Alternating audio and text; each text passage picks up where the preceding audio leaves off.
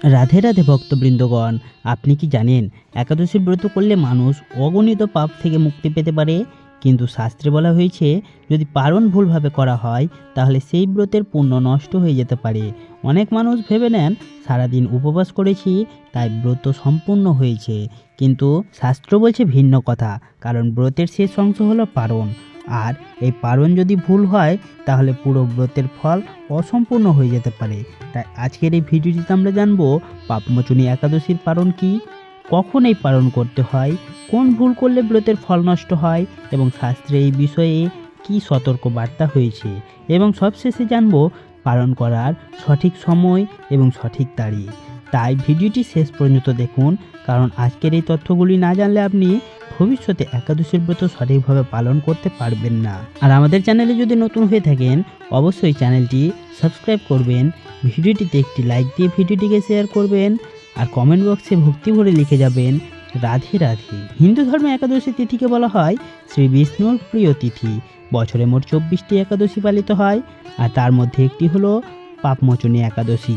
এই একাদশীর মাহাত্ম্য বর্ণিত আছে ভবিষ্য পুরাণ এবং পদ্ম পুরাণে। শাস্ত্রে বলা হয়েছে যে ব্যক্তি একাদশীর ব্রত পালন করে আর জন্ম জন্মান্তরের পাপ নষ্ট হয়, এই কারণেই একে বলা হয় পাপমোচনী, অর্থাৎ পাপ থেকে মুক্তি দেয়। যে কারণ কি, অনেকে ভাবেন উপবাস করলেই ব্রত সম্পূর্ণ, কিন্তু শাস্ত্রে বলা হয়েছে ব্রতের 3টি গুরুত্বপূর্ণ অংশ আছে: সংকল্প, উপবাস আর পারণ। এই 3টি অংশ সম্পূর্ণ হলেই ব্রত পূর্ণ। পারণ মানে হলো পরের দিন নির্দিষ্ট সময়ে উপবাস ভঙ্গ করা, অর্থাৎ দ্বাদশী তিথিতে সঠিক সময়ে সাত্ত্বিক খাদ্য গ্রহণ করে উপবাস শেষ করা। শাস্ত্রে বলা হয়েছে যদি কেউ একাদশীর উপবাস করে কিন্তু পালন না করে বা ভুল সময়ে করে তাহলে সেই ব্রতের ফল অপূর্ণ থেকে যায়। কিন্তু গ্রন্থে এমনও বলা হয়েছে যে ব্যক্তি পালনের নিয়ম মানে না সেই ব্রতের পূর্ণ পায় না। এই কারণে ধর্মশাস্ত্রে পালনের ওপর এত গুরুত্ব দেওয়া হয়েছে। অনেক মানুষ ভাবেন আজ না পারলে পরে পারবো, কিন্তু শাস্ত্রে বলা হয়েছে দ্বাদশীর নির্দিষ্ট সময়ের মধ্যে পালন করতে হয়। যদি সেই সময় পার হয়ে যায় তাহলে তাকে বলা হয় পালন দোষ, এতে ব্রতের ফল কমে যায়। তাই সবসময় পঞ্জিকা দেখে পালনের সময় জানা উচিত, যেটি আমরা এই ভিডিওর শেষে জানব।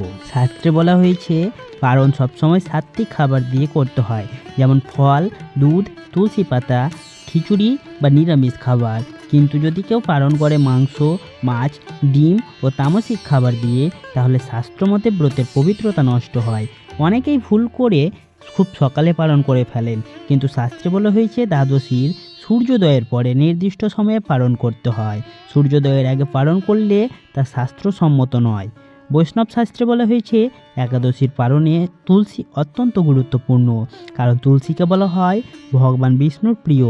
তাই অনেকেই পালন শুরু করেন তুলসী পাতা সহ জল বা প্রসাদ গ্রহণ করে। এই ব্রতের পুণ্য বৃদ্ধি পায়। শাস্ত্রে বলা হয়েছে ব্রত করলে কখনো অহংকার করা উচিত নয়। অনেকে বলেন আমি এত বড় উপবাস করেছি, এই অহংকার ব্রতের ফল কমিয়ে দেয়।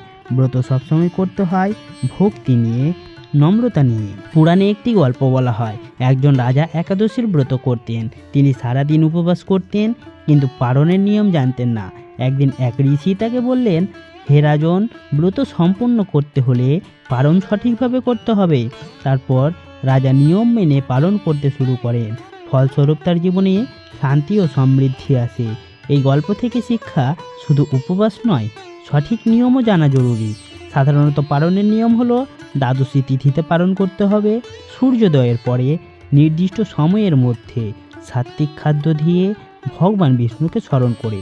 এইভাবে পালন করলে ব্রতের পূর্ণ ফল পাওয়া যায়। পালনের সময় ভক্তরা প্রার্থনা করেন, হে ভগবান বিষ্ণু, আজকের এই ব্রতে যদি কোনো ভুল বা অসম্পূর্ণ হয়ে থাকে তবে আমাকে ক্ষমা করুন, আমার জীবনের পাপ দূর করুন এবং আমাকে সৎ পথে পরিচালিত করুন।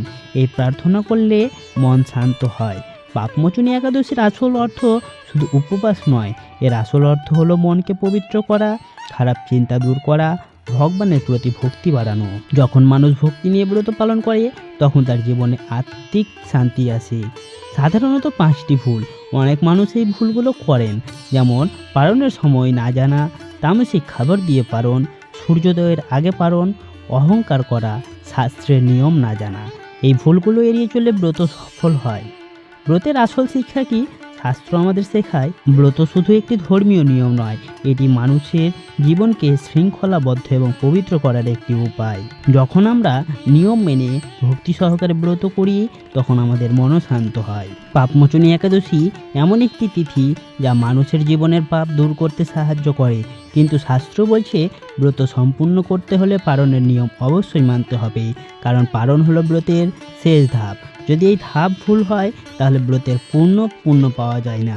তাই সবসময় মনে রাখবেন, শাস্ত্রের নিয়ম জানুন, ভক্তি নিয়ে ব্রত পালন করুন, সঠিক সময়ে পালন করুন, তাহলে পাপমোচনী একাদশীর পুণ্য লাভ করা সম্ভব। পাপমোচনী একাদশী শুরু হচ্ছে 29শে ফাল্গুন সকাল 6টা 8 মিনিটে এবং শেষ হচ্ছে 30শে ফাল্গুন সকাল 7টা 18 মিনিটে। আমরা জানি যেদিন সূর্যোদয়ের সময় একাদশী তিথি থাকে সেই দিনই একাদশীর উপবাস পালন করা হয়, অর্থাৎ একাদশীর উপবাস পালন করা হবে 30শে ফাল্গুন এবং 31শে ফাল্গুন সকালে সূর্যোদয়ের পর দ্বাদশী তিথিতে উপবাস পালন করতে হবে, মানে উপবাস ভঙ্গ করতে হবে। উপবাস ভঙ্গের সময় হলো সকাল 5টা 45 থেকে সকাল 9টা 30 মিনিটের মধ্যে। আজকের ভিডিওটি থাকছে এই পর্যন্তই। ভিডিওটি যদি আপনাদের ভালো লেগে থাকে অবশ্যই ভিডিওটিতে একটি লাইক করবেন, আমাদের চ্যানেলে নতুন হলে চ্যানেলটি সাবস্ক্রাইব করবেন, আর ভিডিওটি পরিচিতদের সাথে শেয়ার করে কমেন্ট বক্সে অবশ্যই লিখতে ভুলবেন না। রাধে রাধে, ধন্যবাদ।